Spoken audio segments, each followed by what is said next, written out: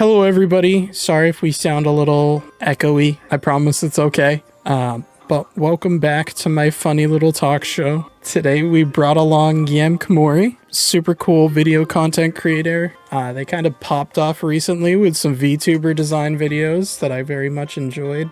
I made sure to share with all my friends. But I will let you talk about yourself. My name's Yam Koumori, and I'm an aspiring VTuber character designer, and I'm the creator of VTuber Network, which is a Discord server for VTubers who want to support each other.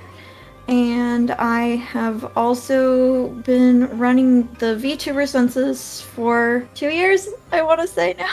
How long have you been streaming in terms of content creating, and what made you interested in it? So back in like the summer of 2020, I was scrolling Tumblr of all things, and I came across a clip of Inugami Korone screaming at soap in a horror game. Shampoo. Shampoo.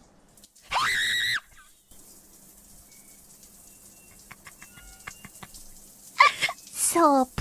And I just found it so hilarious that I decided to look into it, and I loved all of Korone's content, so that inspired me to look into this whole VTuber thing. But it wasn't until Hololive Myth debuted that I decided to be a VTuber myself. I think that's when a lot of future English-speaking VTubers decided to start, because they could finally see themselves in a big VTuber and saw that VTubing was successful in the West. So I got to designing my first character and tested streaming on a borrowed laptop, but I wouldn't actually debut until I officially built my own PC, got a microphone, learned Live 2D, and then illustrated and rigged my own model. It took forever, and I finally finished in March of 2021. And debuted under the name Lorelei Alto. And then I continued streaming on Twitch as Lorelei for like a year. But then I lost steam streaming so much, and I felt like I wasn't making content I could be proud of, because I'm just not good at gaming commentary at the same time. So I decided to make videos in 2022. I rebranded completely under new character and new genre of content. I decided to be a video essayist, and so I've been making videos as Yam for about 8 months now.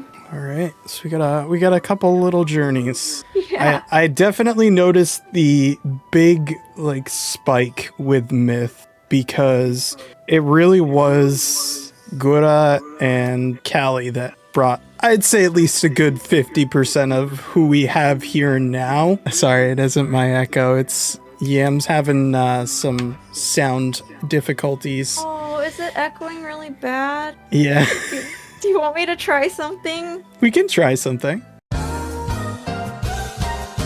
So I couldn't fix the issue, but I pushed a talk on and upped my noise cancellation, so hopefully that helps. Okay. Hopping along to the next little topic. As someone who's designed their own model, what was your process in terms of developing your design? So my top priority when designing kind of like the follow-up character to my first attempt, which I mentioned earlier being Lorelei, was to have a very clear concept and well thought out brand image. Because Lorelei wasn't well thought out at all, honestly. I was so excited to become a VTuber that I kind of dropped the ball on thinking things through. I really didn't realize all the things I should have thought of when designing a VTuber. I learned those later, and I approached the design of Lorelei like I would any other OC I had designed in the past. Like, all of her cool design elements were in the bottom half, and obviously the bottom half of VTubers is like never shown. Hence why I'm only a half body.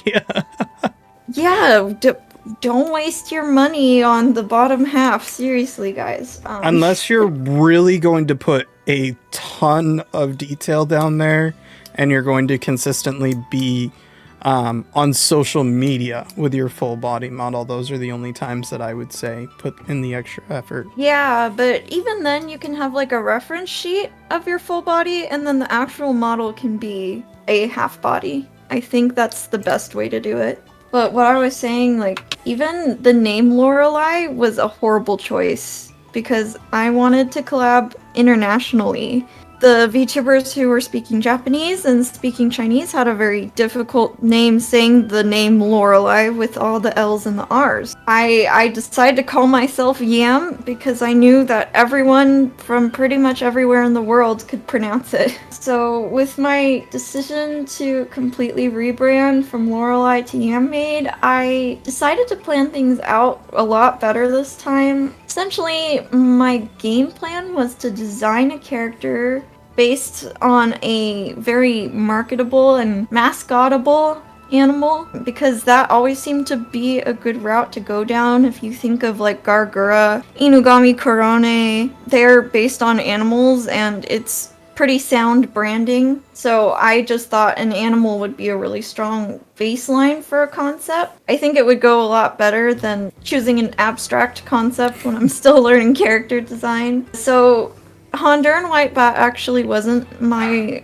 first design. I actually gathered a list of 10 different animals, I think it was, to make concepts for, and then I narrowed it down to 3 designs based on those concepts. And those top 3 designs were Orchid Mantis, Horseshoe Crab, and Honduran Whitebat. Then I showed those designs to my friends, and they felt like the Honduran Whitebat design suited me most, so that's what I went with. Horseshoe Crab, that is a good one. I like that. I think that would have stuck out a bunch. I know that my little journey growing up as little baby Yuuki VTuber too was kind of relating to that a little bit, with that everything was leaning towards lion, but also I can't count all the lion VTubers on all my hands and toes, or all my fingers and toes rather, I should say. I was part of the group of people that was very much like, I should do something that's a little bit different. I need to stick out. We still got our lion in the sense of lion dog, and even then people don't really see it stick out that much. I mean, if I'm gonna let the whole theme encapsulate who I am, then I'm at that point just playing a character. I'm not my own streamer. So that was my little thing. I started out with that mindset a little bit, but as a streamer, I could tell very quickly that that wasn't gonna ride for my personality. And I think a great example comparatively to that too, that I was just learning about recently is Fulgur Ovid of Niji Sanji. He walked in the door with his funny little voice, and then a couple months later he's like, I'm tired of doing this voice. Like, I don't want to be a character. I just want to hang out with you guys. So that's hilarious. What was your process in terms of redesigning, and what were some elements for you that were crucial to retain into your model?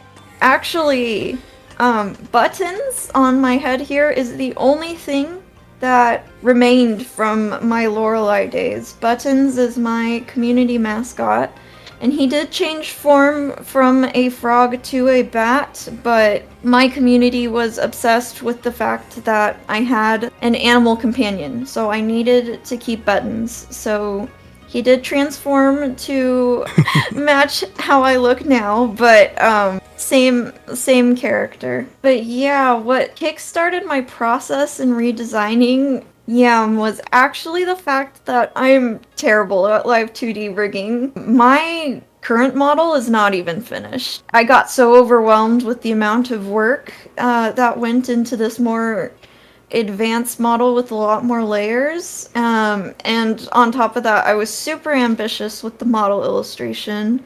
I wanted her to be able to play viola, but I couldn't even rig the hair physics to my own standards, so that's why my hair is very hairsprayed down to the sides of my head. But there's a ton of things I drew for Yam that never ended up happening because I I just couldn't figure out the live 2D for them. So when my YouTube channel started to take off, I honestly felt a little embarrassed that I was here talking about good VTuber character design with such a poorly rigged model. And as I learned more about character design through making YouTube videos, I also saw the flaws in my own design more and more. And then it got to the point where I was embarrassed to show my own design, even though I love my design. I just feel hypocritical with some of the elements that I have currently because I know better now. Funnily enough, despite my entire branding being around bats, a lot of people didn't even know that I was a bat. I've gotten sheep, I've gotten owl, and I've gotten monster. So that was another sign to maybe have a whack at the same concept again. So I decided that instead of hiring a rigger to fix my 1.0 model that I'm not super happy with, I decided I'd redesign Yam using what I had learned from my own video making process and applying them to a reimagining of my character. So the first thing I decided was what I wanted to keep. Obviously, Buttons was going to stay, and I still really liked my face. I wanted everything with my face to stay the same. I learned that faces are way harder to change on your audience because even though it's just a drawing, your audience really does perceive your character's face like an actual face. So if you change your face drastically, it can make your audience uncomfortable. The way I learned this was I made a video on Iris from Hololive's Redesign. A lot of long-term fans of Iris really felt some mixed feelings on the redesign because they bonded with Iris's original face from watching her for hours and hours. So when Renju's changed her face for the redesign, it made people honestly say in my comment section that it's gonna take some getting used to. And I didn't want to have my audience to have the same thing. The other thing I wanted to keep from my model is her theming. I feel great as a hunter and white bat, though honestly I think the ironic thing is, even though I thought about the bat theming first, it was the hardest for my audience to get from the 1.0. And I think that's because she lacks wings. Like, I put the wings on the shirt, but they're more metaphorical wings than physical wings. So that was the first thing I knew I needed to incorporate into the 2.0. So I came up with a way to have the wings integrated into the top half of my character. So I have my wings wrapping around the torso of my character so that they're always visible in the top half. I'm super happy with that solution. And simplifying the color palette to be more in line with the bat species that I am. I improved the clarity by adding a lot of elegant lace and ruffles because that's the theme I'm going with. So yeah, in general, I think if you were redesigning your character, the first thing you should do is analyze how it was received by your audience and decide what didn't work in your first design and what you want to keep from your first design. Make a list of those two different categories and keep them in mind when you do your 2.0. I honestly feel like I can't wait for my 2.0 because I think it shows that I am a more mature character designer and it showcases how far I've come just from this version of my model that came out last year. I can definitely see what you're saying there because, like, for lack of a better word, I guess I can say that your current model, we could kind of look in like a little bit more of the cutesy area, whereas your newer model, I definitely feel like is going to be a little bit more elegant. I definitely feel like it's much more elegant, not even just in like the outfit per se, but like even your facial composure, I think kind of already comes off a little bit more elegant right off the bat. So it definitely not only shows maturity in the character, but also maturity in the character design, like you said. Even Buttons up there is looking a little bit more elegant. He's looking a bit more marketable and plushy like. A little bit dapper too. Yeah, with his little bow tie.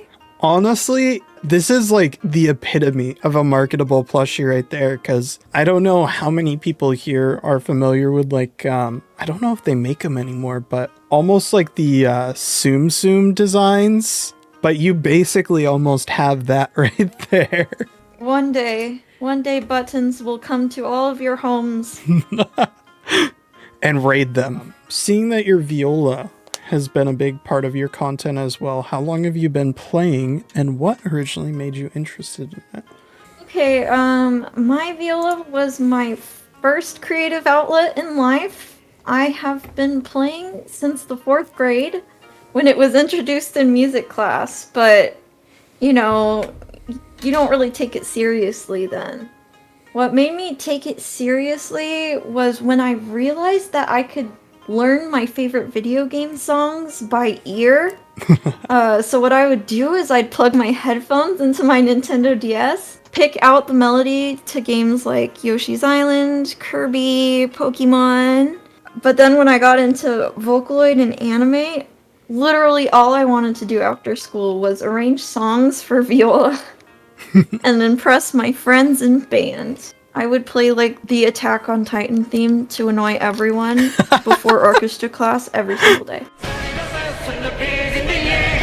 Oh my god, that's perfect. And at that time, it was totally my dream to cover anime songs because I already knew how to play them, but I had no recording equipment. So during the pandemic, when I was planning on becoming a VTuber and I built my own PC, I was like, well, I have the recording equipment now, so I might as well fulfill my dream on top of the VTuber stuff. So yeah, that's how I started, and I totally thought it would be my main form of content was viola and viola streamings. But my main barrier with viola covers and viola streams is that my model can't currently play the viola because I failed at rigging that. That's gonna be another rigger's job. And I'm really not experienced when it comes to recording and mixing, so covers are also difficult for me to publish. I really want to do more covers. I have a few like ready to record, but it always like gets put to the back burner, so I'm hoping that I can start prioritizing them more. Is there a cover that you have on your YouTube right now that you're very proud of, or something that kind of sticks out in your head right off the bat? And we can throw that up real quick. My favorite cover that I've ever done was of the song Homura from Demon Slayer. Ooh, I have it up already, don't you worry.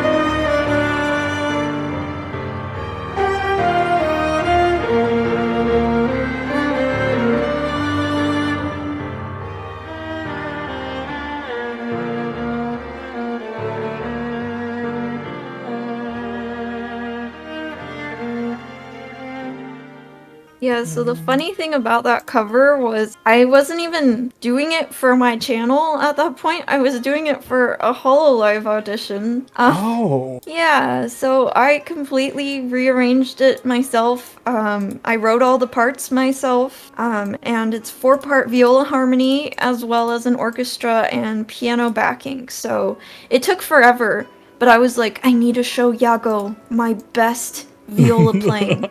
I honestly spent more time on the cover than the actual audition for HoloLive. Oh gosh. I was so determined to be a viola playing idol at that point. Instrumental, I definitely feel like can be underappreciated in this generation a little bit, unfortunately. So that's me calling out everyone. Enjoy some instrumental every now and then. It's great for when you're studying, believe it or not. So moving along a little bit. What made you lean more towards video-specific content, I can't speak today, opposed to more of the streaming side of the VTuber space? And would you plan on streaming more in the future? And if so, where? I briefly mentioned this earlier, but I kind of feel like I'm not naturally good at streaming.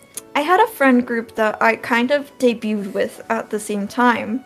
And when I watched their streams and how much they had improved in the year we had been streaming versus me, I really felt like I was lacking. Even now, I have a script outline for this interview because I'm really bad at speaking and expressing myself when I don't have something keeping my thoughts going forward. I'll just speak in a circle and there's gonna be a lot of ums and ahs and silence. But I'm honestly so much better at expressing myself when I'm just able to sit quietly with my thoughts and writing a script out rather than trying to formulate thoughts in real time in front of an audience. And I honestly feel like I come across as less intelligent than I actually am whenever I'm streaming because of this inability to communicate in real time. So basically, because I felt inadequate at streaming after trying it for a year, I just decided to try videos. I thought the VTuber Census would be a good video format, so I just made a video out of that. And over time, my video essays did better and better, and I'm really glad I switched to video. Not just because I'm more successful as a video creator, but I feel like it also suits my lifestyle a lot more. I make a video once a month, and so basically I have a video creation style where I gain inspiration for 2 weeks, and then I write, record, and edit the other 2 weeks of the month. And I think that gives my brain time to step away and refresh each time. Like, I'm trying to have some more analog hobbies. I'm picking up candle making, and I enjoy, taking my dog out, and I'm trying to have a life in real life and touch grass and all that stuff, and being a once a month uploading video content creator helps a ton with that. And the other thing is I live in a very loud household. If you've seen my streams, there's a lot of getting up and muting and dogs barking and, and I have a very varied schedule. So stream schedules are really difficult for me. The year I was streaming, I was constantly being interrupted, disrupted, and canceling because I just have one of those lives that makes it really hard to stick to a schedule. But with video making, as long as I have a video done at the end of each month, no one knows when I was working on it. If I was working on it at 3 a.m. or 5 p.m. on a Tuesday. So currently I do streams on YouTube when I feel like it. I'm not really giving myself pressure to improve as a streamer right now because I feel like videos are where I get to make good quality content that I can be proud of, and streams are where I get to have fun and hang out with my community. So I think I've struck a really good balance there. I envy you a little bit in that, because so there's a part of me that would like to step away and do that, but I also know that my personality isn't very fitting to video form content. I'm more in your face and trying to make you laugh kind of guy. Even if I don't do it properly, eventually I'll catch you off guard. But it's crossed my mind quite a few times, and it's pushed me into a corner where I've stepped away because I've had a full-time job the whole time that I've done this. I had a full-time retail job the majority of the time, so I couldn't really stream hours that I would have liked to. Yeah. So I very much understood that. I was working 10-hour shifts for the majority of the time I've been a video making VTuber. I just recently stepped away from that job. I was making at least one video a month with 10-hour shifts, and most of the time I was doing it on my lunch break. So I enjoy the flexibility that comes with videos, and I just want to let you know that there's a lot more different formats you can explore besides scripted video essays that might suit you a lot more. Like, Markiplier, he just records himself playing a game for 4 hours and then edits it into several episodes of, Let's Play content. That might be more your speed, because then you can still crack jokes in real time. You're not bound to a script, but at the same time, you can record like at 2 a.m. when you get home from your long shift, and you don't have to worry about your audience not being awake. I actually have a little bit more challenging of an issue. So I have too many out of country friends, and most of them, sometimes they try and be here, but a large majority of them, it's about 3 a.m. Yeah, I know the pain. But it's definitely crossed my mind quite a few times. It's just I don't have enough time to add in the editing portion of it. Like, me slinging 2-hour streams here and there is my vibe that people expect out of me, I think, at this point. And that may not be the best in terms of content creation or for growth in content creation, but this is what you can expect out of me if you watch me, is me trying to be funny for 2 hours after I'm done with work most times. Thankfully now my new job offers me lovely weekends off that will actually give me more time to edit, and what I found being my actual, like, what I want to do and what I think I do most successfully is what we're doing right here and now, and that's my talk show. Yeah, the nice thing is I can guarantee you that editing will go by faster and faster the more you do it. My first video took me a month to edit. My latest upload took me 20 minutes to edit. You learn shortcuts. If you ever need any tips, you can come to me.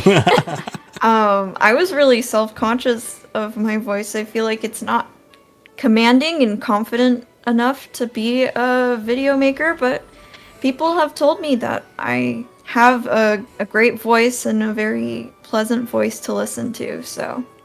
I can definitely see that. What I would say right off the bat, just in my experience from talking to you a little bit and from my experience watching all your videos, like, I definitely think you might be a little bit more soft-spoken as a person, which there's nothing wrong with that, but you very much are very good at getting your points across in your videos. You don't have to have a big booming voice or anything like that to really make people notice. Like, if you have the intelligence to back what you're gonna say, that's what counts the most, in my opinion, personally. Aw, thank you. I feel like I can attest that more to having good writing professors than anything. I really enjoyed persuasive writing in college. I can attribute it more to my writing more than my delivery. I still want to work on my delivery quite a bit. The best I can do is enunciate very clearly so that you can at least understand my words, but if I could just deliver it more confidently, I feel like more people would enjoy watching my videos. See, this is where we combine together as the perfect Voltron right here, because according to people, I have great delivery. If you look at my script right now, my script's a mess, so I'm sure you love me for that. So I need to work on my writing, but I guess I'm at a point where my delivery's where it needs to be, so... We'll have to coach each other on that, I think. Yeah. If anybody ever wants to, like, work on voice acting or work on presentations or public speaking, I highly, highly, highly suggest streaming behind, and you don't have to have a model. I did it behind a PNG for like a year at least. So just having that barrier, it's groundbreaking what you can achieve. It was originally a way for me to be able to develop a character to make me feel like I was capable of being a musician and being a voice actor. And after seeing the growth that I've had, and I think we're almost at 2 years of doing this, like, you definitely see whether you can or not. Just don't give up on it. Just keep trying. Almost gave up too many times. Then my rigger gave me the file for my model. I looked at my model moving on the screen and I'm like, I can't quit. But my model is what saved my career. All right, I'm done with my tangent. Let's get back to you. are starting to lean more towards like the video aspects. What do you think are some of the most crucial some of the most crucial elements to a good and eye-catching analysis video? I feel like I'm too new to this for any advice to be worth anything, so take my advice with a grain of salt. But for me personally, I just thought of video essays I like to consume, and I would listen to video essays when working 10-hour shifts, and it would help the time go by. So I was just thinking, oh, well, I want to make videos that people can listen to just as much as they can watch.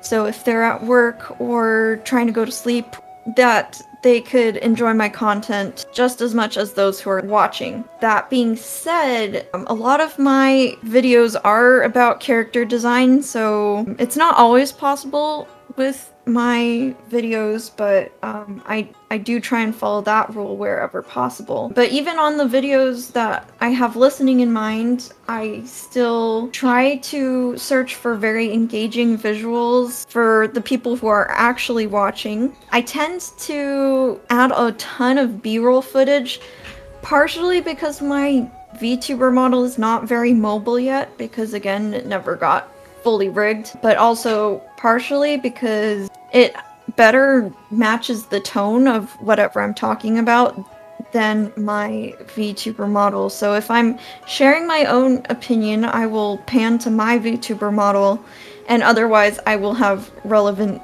B-roll footage going. And then most importantly, I say you should make your own key visuals. I make my own graphs and charts and other visuals to illustrate my points. I do this from scratch using a in-browser program called Canva, but Photoshop works too if that's more your speed.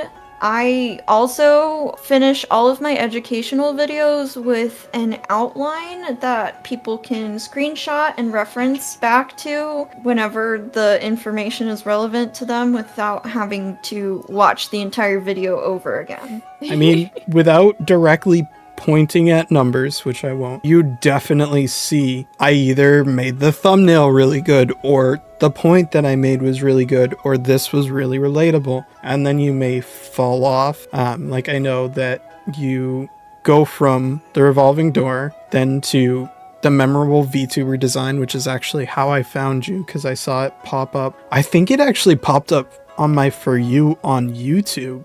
And wow. I was like, I need to look into this. And then I found you, and then I shared the heck out of it because I'm like, this is so good.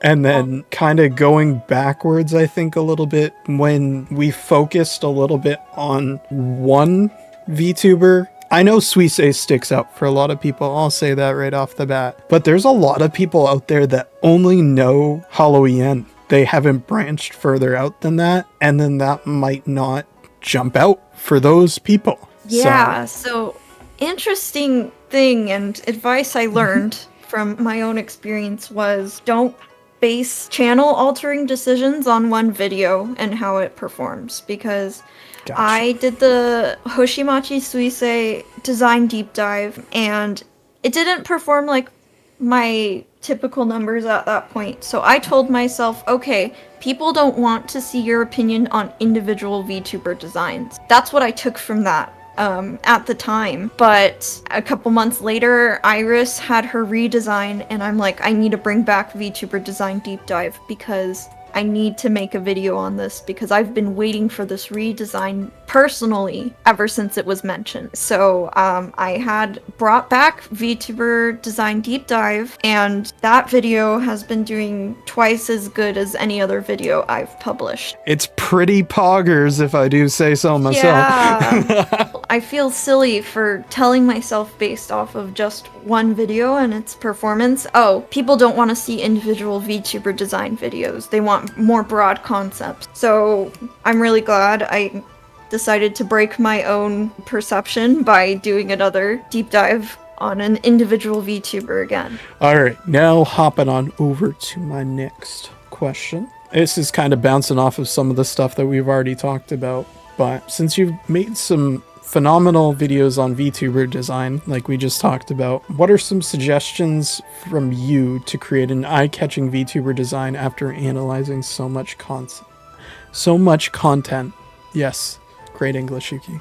What's most important is you need to have a unique concept and execute it with clarity in mind. Unique concept doesn't mean, oh, Korone is a dog girl, so I can't be a dog girl. What I actually mean is using the techniques that I have outlined in a previous video, creating a unique silhouette, having all the elements in the top half that are important, having a unique color palette, using colors that haven't been really associated with the concept that you're going into. Like, if you are a bunny and you chose blue and white hair, you're going to be associated with Pecora. So clarity, which is when you kind of hone in and rein in whatever concept you were doing to make it a lot more clear to your audience, which is unfortunately my weakness. But I really need to make a video on VTuber concept because I've made a video on VTuber design, but concept is a step that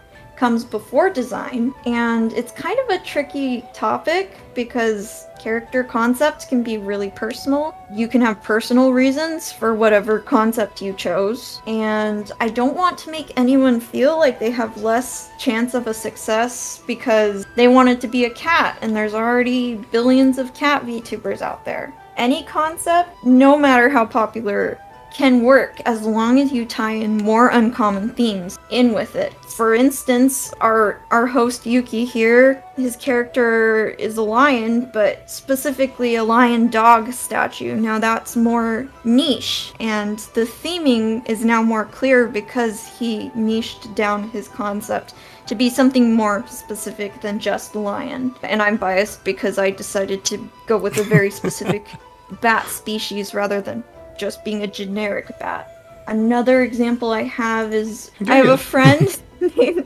Lasso Catsidy. He wanted to be a cat, but specifically he chose a Maine Coon cat, and then he added another more uncommon theme of a Western cowboy. So now not only is he a cat, but he's specifically a Maine Coon Western cowboy. That automatically makes your concept stronger because it's a lot more unique and specific to your character. Whenever you think of your concept, let's say your concept is, I'll just use dog again. Add another theme onto it.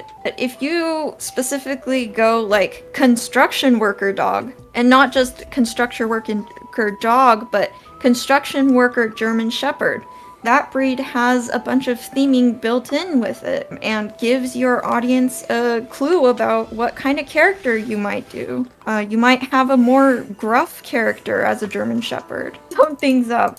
I think the most important thing to having an eye-catching design is to first have a very strong concept to go with the design. We kind of talked about this a little bit earlier too. But what are some concepts, if you'd like to share, that you plan to go over in the future in your videos? So the one I just mentioned is concept, but I'd also like to tie VTuber lore into that video. I don't really plan ahead very far because a lot of the times something will just spark inspiration in my brain, and that same afternoon the script is done. Like, if I plan to do a script but don't have inspiration for it in that moment, it probably won't get done. I guess that's just how my brain works. I can understand that wholeheartedly because, like, I'm weird with my scripts in that I go from I put it off because I'm busy to all of a sudden, like, last minute you'll see me, I'm like, I'm going to deliver this on Thursday. And then at Thursday night, at 11 p.m. I'll have it for you at 11:59. I always plan to upload one video a month the last week of the month. I don't have a specific day yet, and YouTube doesn't seem to mind so far, so having that whole month is so important for me because I'd say only one of every 3 scripts I ever write makes it onto my channel. Either I find out the script I wrote has already been done, or halfway through I realize, this isn't suitable on my channel, or while I was like editing the video, this has happened. Someone beat me to the punch on a video topic, and I'm just like, okay, well, One thing I will say about that is that I think that even if you find someone who's gone over this concept before, but kind of made some of the same points, I don't even know who that person is. But I do know who you are, so I'm more apt to go straight to the person I've been consistently watching before I go over to somebody else that has made a video about the same thing. Obviously, these are two different scenarios, but again, that was where I was with the whole lion thing, and that I didn't want to be a lion because everyone was a lion. So I'm aware of at least 6 Kamainus that exist, albeit I think there was legitimately only one before me. I took the approach differently, where a lot of people are like very shrine priesty, or they have their full mane. Canonically, I straighten my hair. This is why I don't have a mane, because I wanted to be able to tie it up and look like a samurai, so I straighten my hair. This is canon. You just gotta make it your own. Yeah, I think that's my main concern, is making sure that my points are never too similar to a creator who uploaded 4 months ago. So that's partially why I don't get too attached to any video script idea, and I just kind of make sure as long as I have one a month that actually gets published, I'm good. Yeah. So this is the tough one. This is the hard-hidden one. This was very poorly written. I apologize. So who's ready to hear some broken English? What made you decide to create VTuber Network / what did you plan to do with it? And what are some tips on developing a Discord community to support other creators without just creating a place for people to post links? And I think that part's very important. Yes. Most Discords I'm in just become link threads, but this was actually like one of the first things I did as a VTuber. Back when I was still planning my VTuber debut, this was like back in September or October of 2020, I decided to make a Discord server for new VTubers to support each other, because there really weren't any resources for new VTubers at the time. Like VTube Studio wasn't even like in its complete release, and I was just hoping to exchange notes with some people, so I joined the VTube Studio Discord server, and like a total weirdo, I DM'd people my private Discord link if they said they were a VTuber, and I just put them all in one server together. Everyone was super excited to have a Discord server like this, and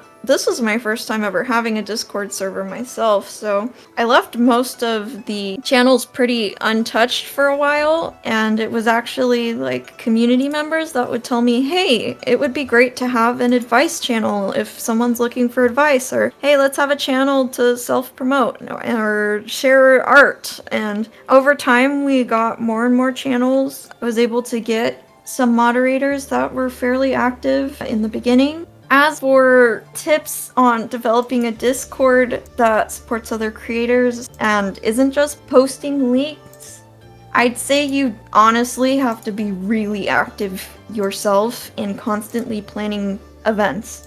That's the only thing I've seen works. When I was very active as head of VTuber Network and everything was at its peak, I was answering applications, answering our Twitter, planning monthly projects like game night, retweeting everyone's posts on Twitter, organizing collabs, song covers, concerts. We got group art, and honestly, the majority of the work in regards to organizing events would fall on me, because everyone looked to me for, like, someone wasn't just gonna do it if it's not their server. My moderators were very helpful diffusing conflict and maintaining the server, but the organization stuff was pretty much all on me.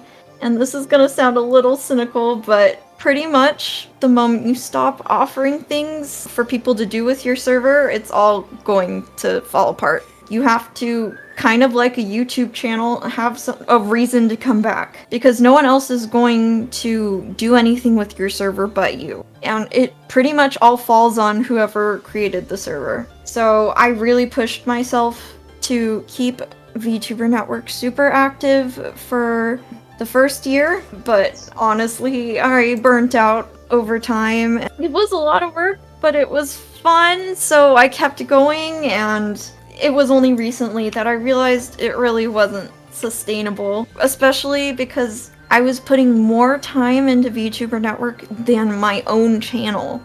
Like, I would prioritize maintaining my Discord server over my own channel, growing my own community of audience members. So it was no wonder why I wasn't growing.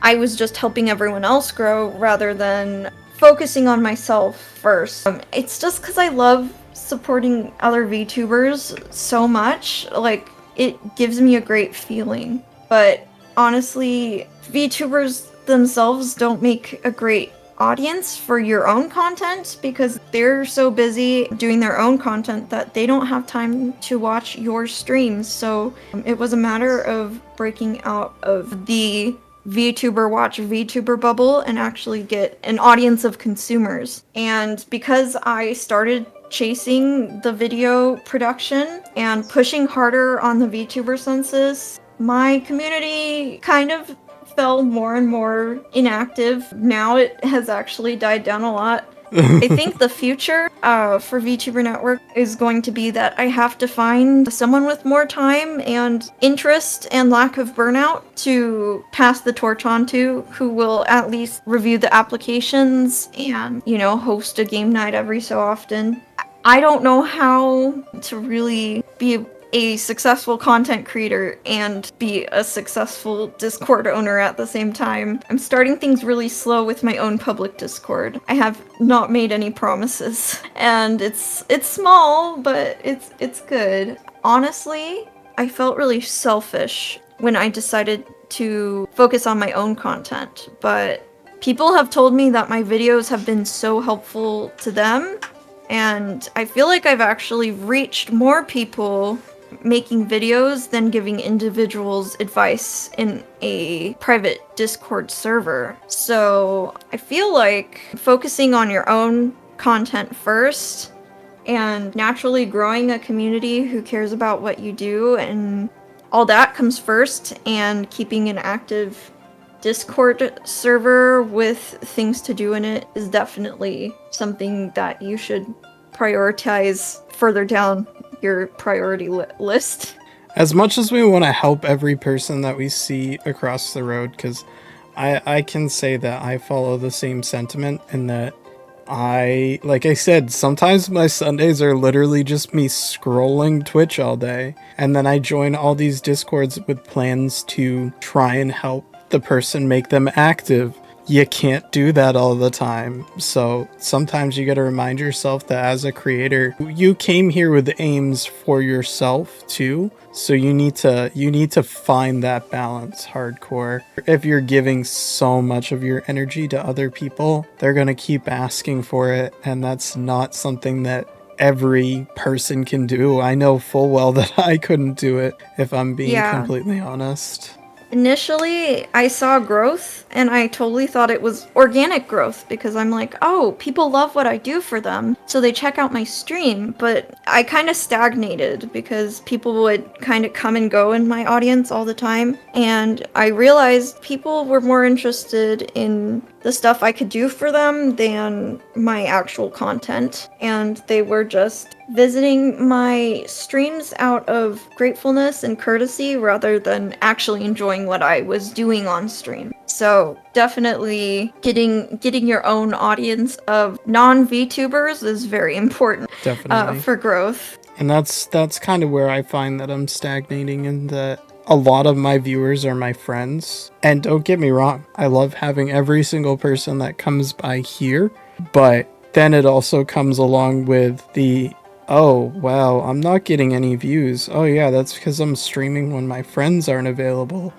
and because I'm not trying to reach people outside of that. So it's a tough balance, but it's something tough. every creator has to find eventually, unfortunately.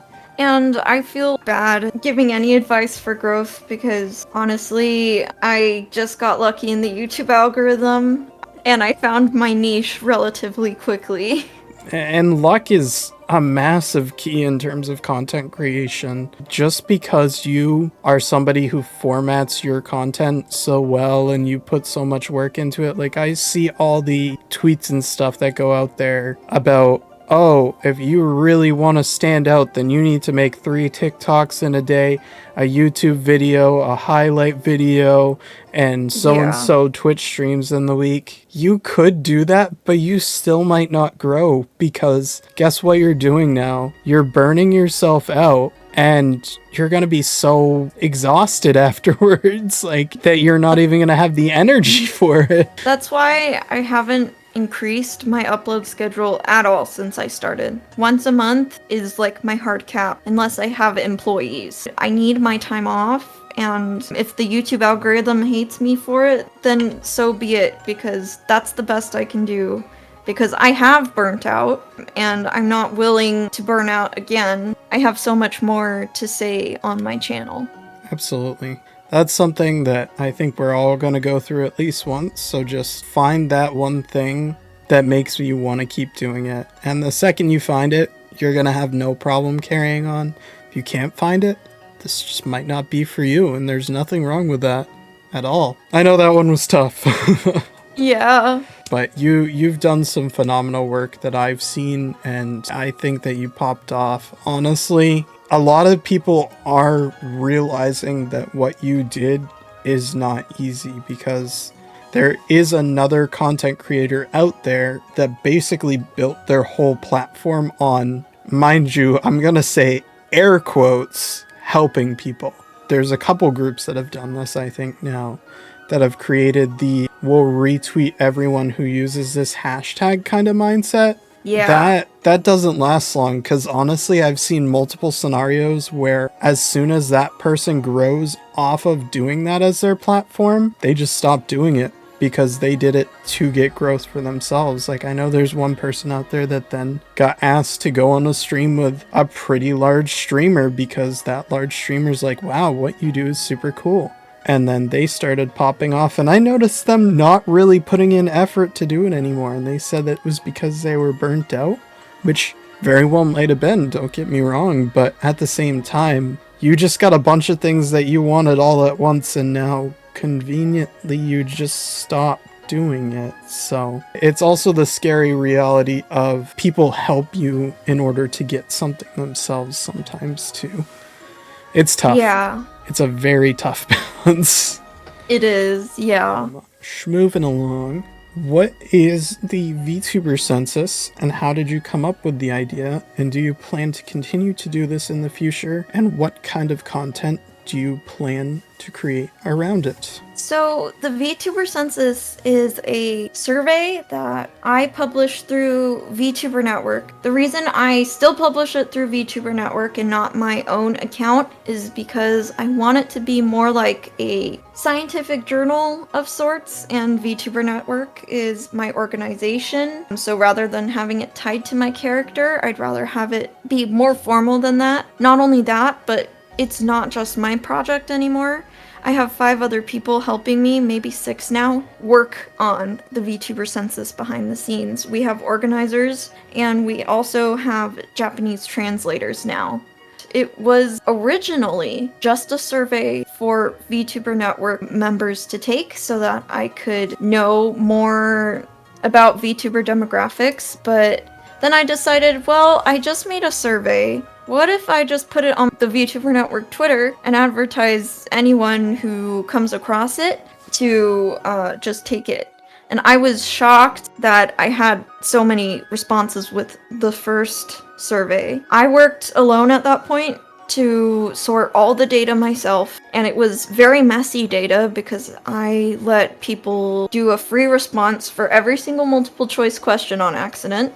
And so it was not the best data, but I published the data, and the aforementioned news channel False ID saw the graphs that I made. Thanks, False, and that is the question of the day, which is, has the hype died down in the West for VTubers? And for more now on this, we turn to the English VTuber Census, a volunteer project created by the founder of VTuber Network, Yam Koumori, previously known as L'Oreal Alto, with this census receiving responses from over 570 English-speaking VTubers, with the majority of responses coming from this past July, showing that a large number of them had started their time as a VTuber this past December, and now into 2021, those start dates falling off, with this particular graph showing above all others arguably the VTuber boom that had occurred late last year and many feel is now cooling off. And while these numbers may simply come about from polling a more experienced group of VTubers, we look forward to sharing more data from this census in the future. And I loved his show, so I was like, oh my gosh, it's my 5 seconds of fame. Look at a graph I made on the VTuber news. So it definitely gave me the first sense of, wow, something I created is appreciated by many people, and I'm actually getting recognized for it. It was the first time I felt like I was getting recognized as a VTuber, even though it wasn't under my character, it was under my organization. I felt that, oh my gosh, I made something people enjoy consuming, and that taste made it so I wanted to do it every 6 months. So we did it again. I got Lasso Katsuri and Skylar Tsukumo to help me with the second one, and we made a video on it. It was my first set of videos, and we had a lot of fun. We over-recorded a lot of footage. We had 9 hours of footage talking about the VTuber Census. So I did not edit our entire conversation. That's like the first 3 hours. So I want to do it differently this time with this third census that we've collected the data for. I want to script something based off of the results and have everyone involved be able to talk a little bit about themselves and then share more information, because really I could not do this project alone. I would have burned out just like the VTuber Network Discord server. So I really hope that people will see the latest VTuber Census video that's in the works and be able to support the creators that volunteered to sort all that data so that you can see the ongoing trends with the VTuber community. That's what I'm most proud of, is you can actually see as the VTuber Census progresses, you can see the physical boom of VTubers and how the number of VTubers who debuted would spike after every single Niji, Sanji, and Hololive wave. It's amazing, and I'm so glad to be a part of an amazing project, and I hope to continue that for many years to come. So yeah. I got a hot take for you too. Yeah? My favorite part of those videos was hearing your dog randomly bark in the background and you making such a good joke out of it. Even Gunter thinks so. Even Gunter thinks so. Users on a budget, but if you're not actually oh my gosh, Gunter!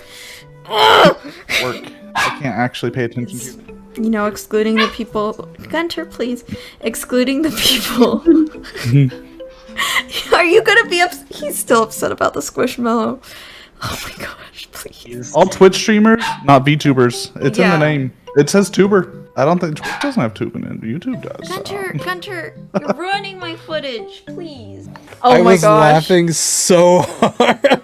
Really? I was so embarrassed by that footage. I was like trying to just like watch it. I went in there like expecting to just kind of look at it informationally, and I just hear the dog bark, and you just played it off so perfectly with some of your video editing that I'm like, holy shit, this is hilarious. I think he was maybe 6 months old at that point. He was a little puppy, and he hated that I was recording for hours and hours that day. But that makes me really happy because I was really upset by the quality of that video, and I tried my best, but, you know, I couldn't go back in time and sit everyone down and tell them to repeat exactly what they said in that talk. situation. I mean, that just goes along with my talk show scuff that I've had in the past too. Like, I'm not just gonna make you go over the same concepts that we've already gone over before just because my audio is crap or my stream just crashed or what have you. That's a challenge that happens in content creation a lot as well. But the fact that you were able to play it off so well, and I'm sure I wasn't the only one who was cracking up over that either, because I know the three of you kind of were in some senses. So finding humor in those challenges is definitely very important as well. For sure. Some of your most recent streams were highlighting indie VTubers. What influenced you to doing so? To do English. Good English. We love it. What influenced you in doing so, and are you planning to stream more of them in the future? Honestly, I think being a community organizer in the VTuber community, like with VTuber Network and everything, exposed me to a lot of designs, VTuber designs early on, and made me really knowledgeable about the quality of VTuber designs in the indie sphere. At that time, I was studying a lot of Hololive, Nijisanji, and VShoujo designs and their designers for the character design video I made. I don't remember the title. And I was coming off of that, and I was thinking, like, indie VTubers really don't get recognized for some of the quality of not just the art, but sometimes the ideas that they come up with. Because corporations come up with professional character designs that target the specific demographic that they have niched out for themselves. But with indie VTubers, sometimes the freedom they have with their design is their secret weapon. The amount of creativity I see in the indie sphere, because they don't have those corporate, it's for the specific demographic limitations. You see all these kinds of different art styles, different concepts that you would have never thought of, all showcased in the indie VTuber scene, and I'll see the most amazing model ever and realize that they have 4 followers. And I'm just like, no, I need to do something.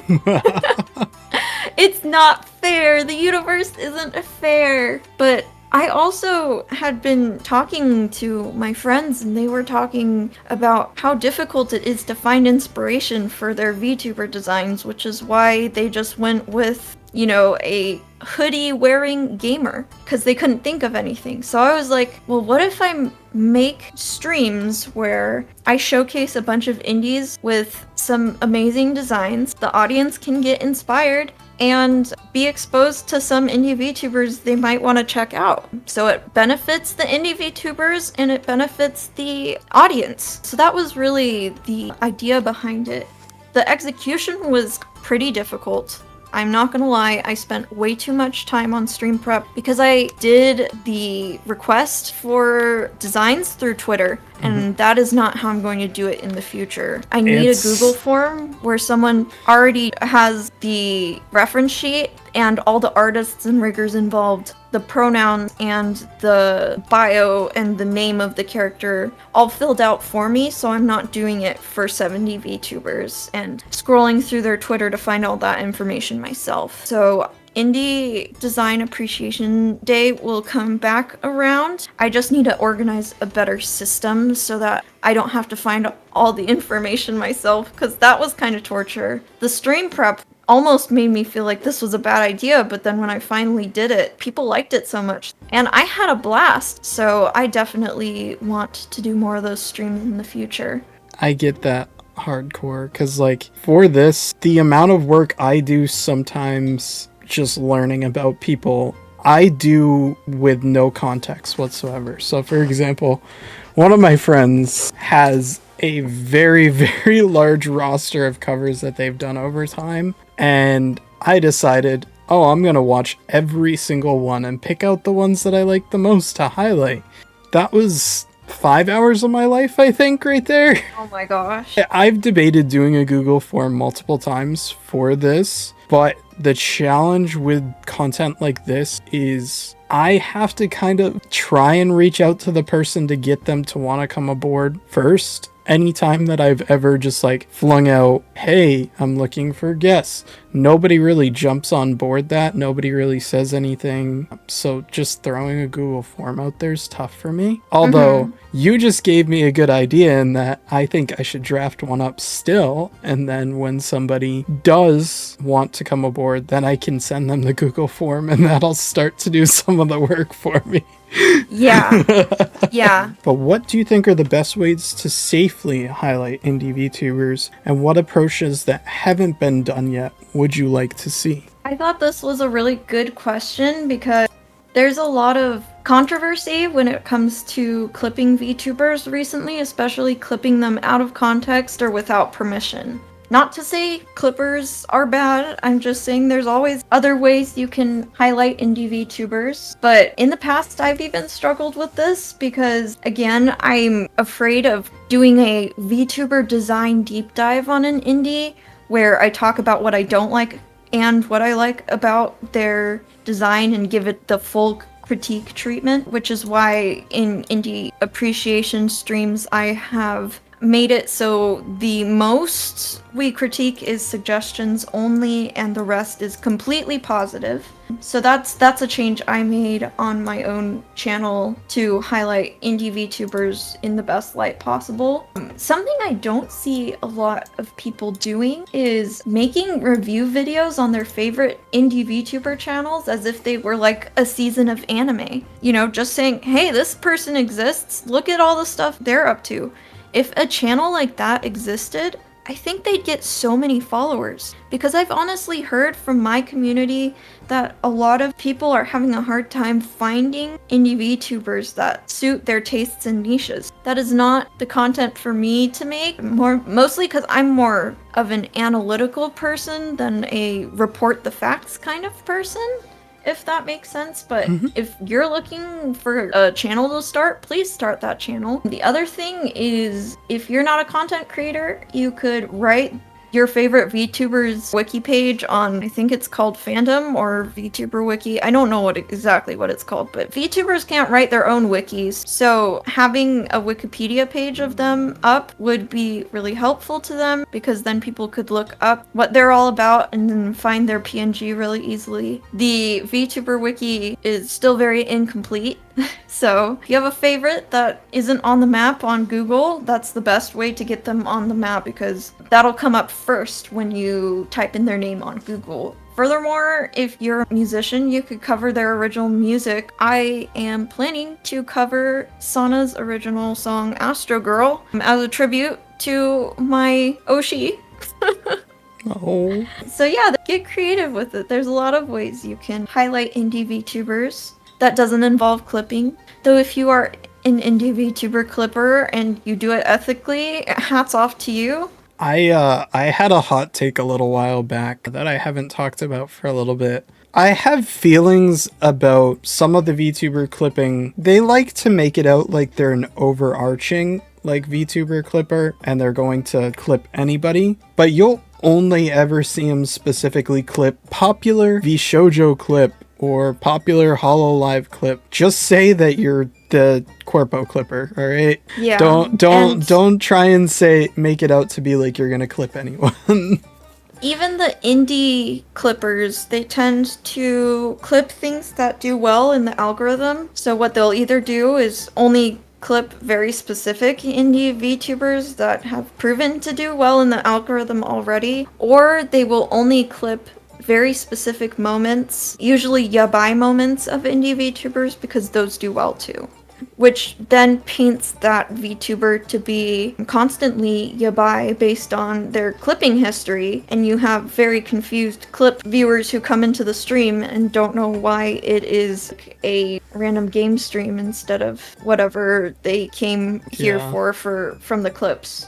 And I did make sure to sling up your indie appreciation stream rules too. I don't know how legible that is, but I saw this and I was so freaking hyped about you doing something like this. I want to be someone who appreciates everyone, but I find myself all too often being so nitpicky sometimes And I find myself doing these things without wholeheartedly. I'm not here to just be mean to someone. I'll just be like, why is that like that?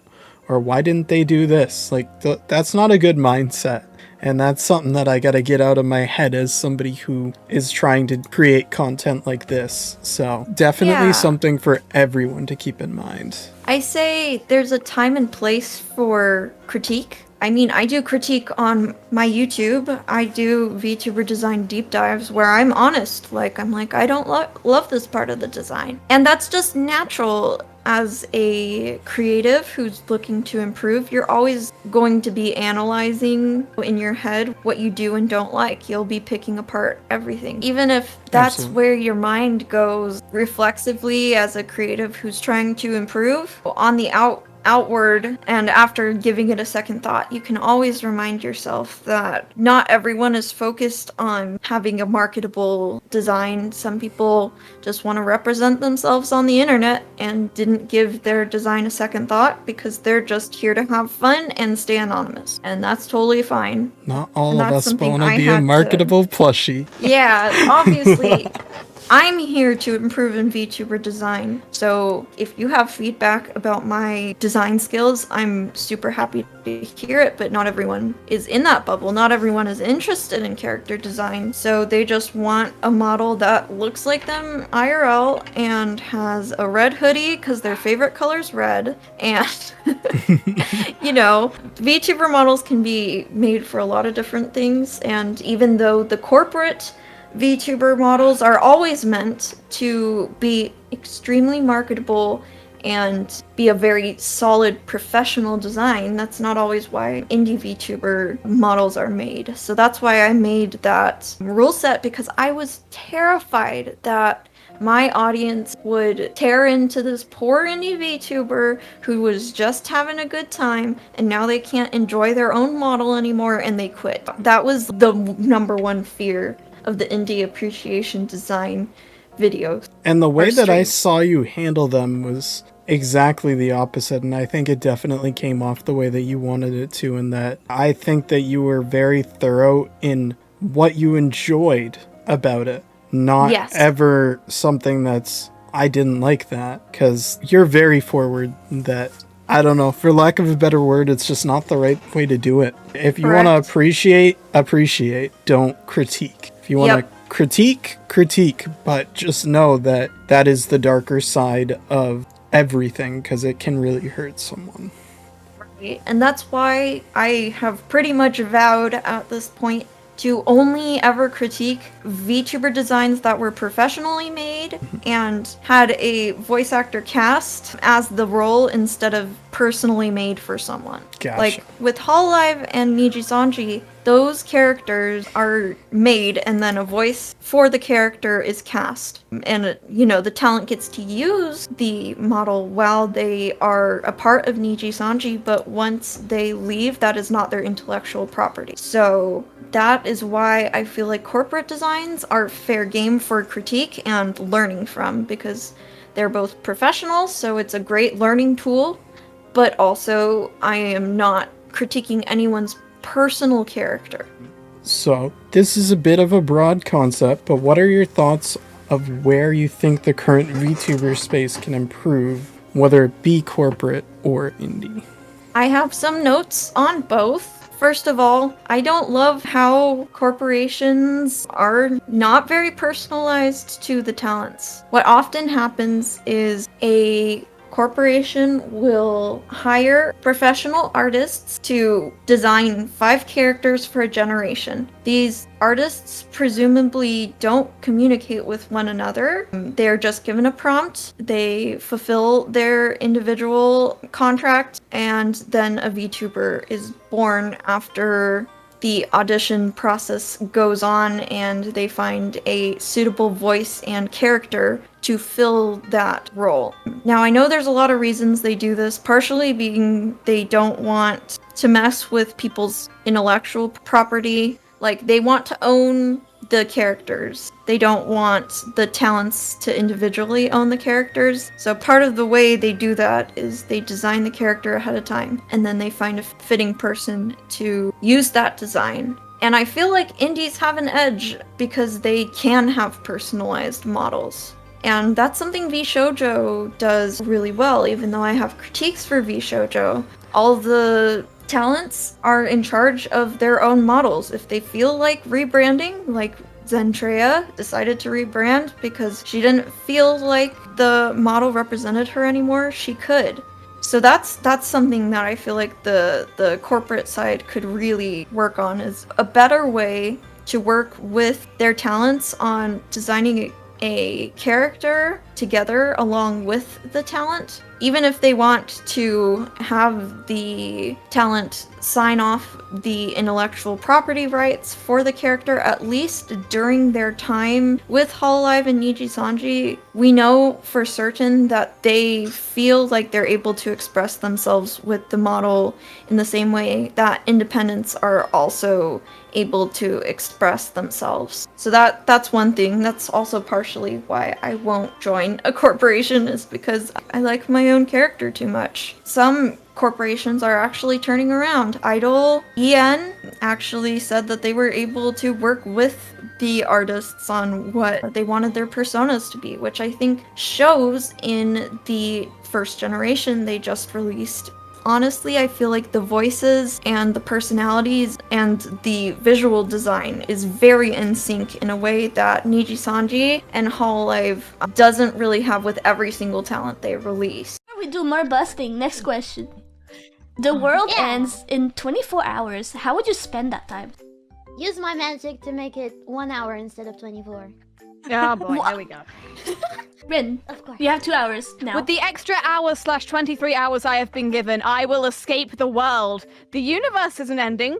There's perfectly good planets out there. I have the money. We are Team Rocket's blasting off Are again, you baby. sure about that? So yeah, that's on the corporate side. On the indie side, I really think that if you are someone who's looking for growth, if you're looking to be marketable, and you're not just doing this for fun, you want to make it big, you need to find a niche, and you cannot copy methods of Nijisanji, Hololive, or VShoujo. If you find yourself to be doing something way too similar to a bigger streamer, chances are people are going to watch that bigger streamer instead of you. It's unfortunately a really big problem I see, where I see a VTuber with a lot of potential who's holding themselves back because I can tell that they are acting like a bigger streamer that already exists instead of finding a better way to market themselves. For instance,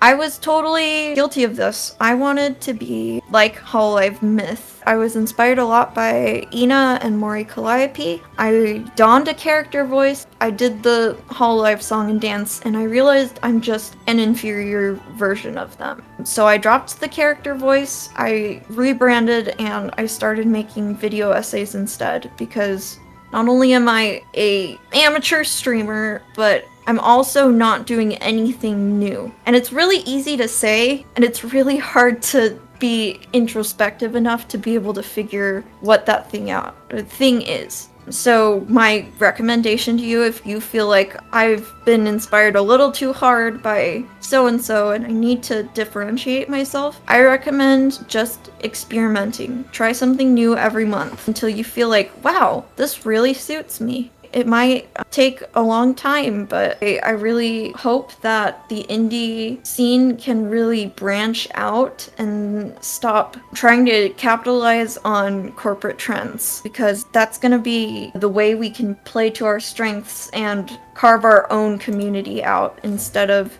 begging the fans of corporate VTubers already to watch us instead, if that makes sense. It makes a lot of sense. And I feel like a lot of people were leaning very, very heavily on what they saw work already, and they're not seeing any growth because they're hyper-focusing on that. So that's something that a lot of people really have to work on overall. I'll never touch corpo because I don't want to leave my character behind. So I would only ever be able to apply for a corpo that's going to let keep my model or keep an iteration of my model. Like Yeah. when Kawa did applications and they said right off the bat they're going to let you keep your model, I'm like, you know what, screw it. Because my mindset, the only reason I would ever go for something like that is purely just to get support in terms of merchandising and being able to grow the things that I actually want to do, like my talk show specifically, because for an example, and obviously this is vastly different, but Speak of the Devil wouldn't really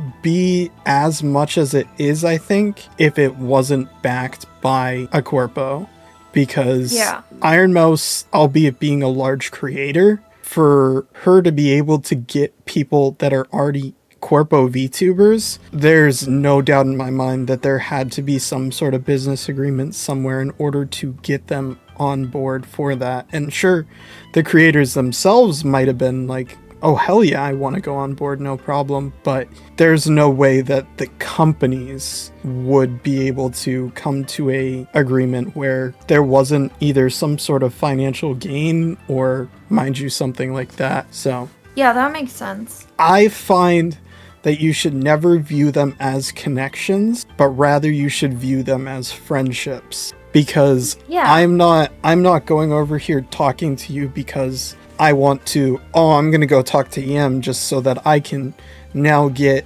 everybody on the census to come on board, or everybody from her Discord to come on board. That's not the mindset that I walk in with. That's not the approach I'm trying to take. I would rather befriend all the people that come on board, and I feel like I have. And like, it's all about making friendships, not making connections.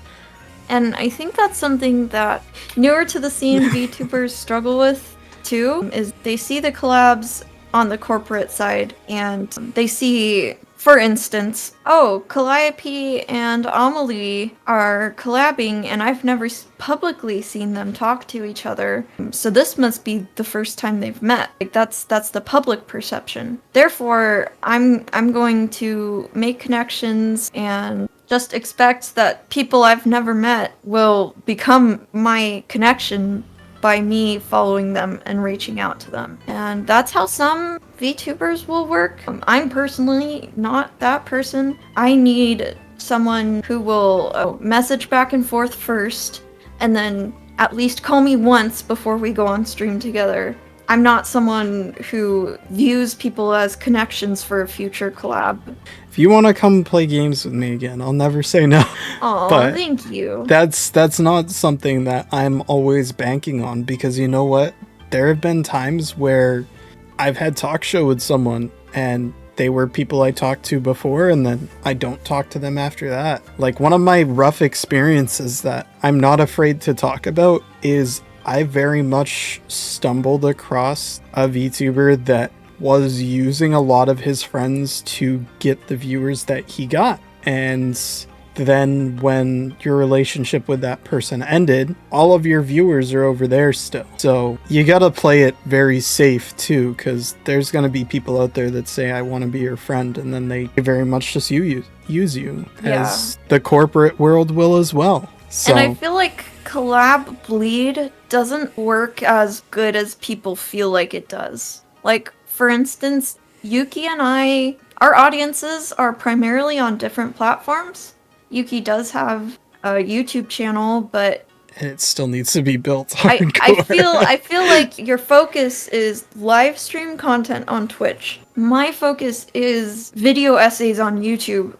I don't feel like we are going to have a lot of audience bleed with this interaction. I feel like that's another thing that people have to keep in mind, is you're not going to get big off of these types of collabs. So you might as well only collab with people you genuinely have a connection with, that you'll make good content with. Absolutely. And as soon as people can run with that mindset, I think we'll have a very good space to be around. One of my major worries that I hope is dispelled soon is the fact that when people are reaching out, they're being treated as the worst person in the world. There were a lot of hot takes. I haven't seen them in a little bit, thankfully, but there was a lot of takes by people that were trying to just get clout for even saying it, where they're like, don't reach out to people you don't know because it makes me uncomfortable. And the number one thing I said, and I think I talked about this last week too, is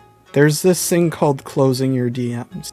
You don't have to see my DM. I've DM'd people before and just never heard back from them. It's happened several times, and I completely understand. Like, there's some people that look at everybody as if they're going after them for clout. There's some people that just don't know you and they don't care to know you. Like, don't alienate a whole community because of your belief. It's fine for you to say, hey, please don't do this to me. It's not fine for you to say, these people should never do this to anyone ever. This is what my talk show thrives on, is me just having the ability to go out and just be like, hey, I really think that this concept is really cool, and I think you have some really good insights into it. Would you have any interest in talking about it here? So that's something that I personally want dispelled soon. Yeah, I know, it's really hard. I can't imagine being in your shoes where, on one hand, you're afraid people will take your DM of inviting them on your stream as Clout-chasing, but on the other hand, if you don't reach out to new people, you'll never have a new interesting guest every week. So that's a difficult predicament that the attitude of the community has kind of put you in. It's tough, but we're still rolling, and we're gonna keep rolling. Yeah. So, to wrap up, so I don't make your mouth dry out so that you can't say anything more, do you have any suggestions for people who plan to become a VTuber, whether on the streaming or video creation side of the space, or just the content creator itself? So first thing I would say is take your time with your concept. Take your time experimenting and thinking of all the possible niches of content you want to explore, and all the possible concepts of characters you might want to represent yourself with. Experiment with at least 10 different names and see which one feels best for you. Because something I realized through having to completely rebrand and go through a change in character and a change in niche is, once you have an audience, you have low-key committed to whatever the audience has come to you for. And if you change your character completely, not to say no one should ever do that, because obviously I did it, but avoid having to rebrand down the line because there was something you didn't think about in the planning stage. That being said, start streaming with a PNG. Do not wait for your model to be completed. I could have been a 2020 adopter of VTubing if I had only been confident enough to start streaming with a PNG, and instead I waited 6 months while I learned Live 2D and finished my model. So don't be afraid to stream as a PNG, it's highly encouraged. And while you are a PNG, experiment with all different kinds of genres, figure out what's sustainable for you schedule-wise.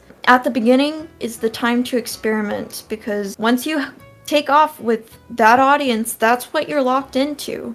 Pretty much. You may be envious of all the corporate VTubers who have already debuted, but that's honestly not the beginning of their content creation journey. That's actually a fresh start.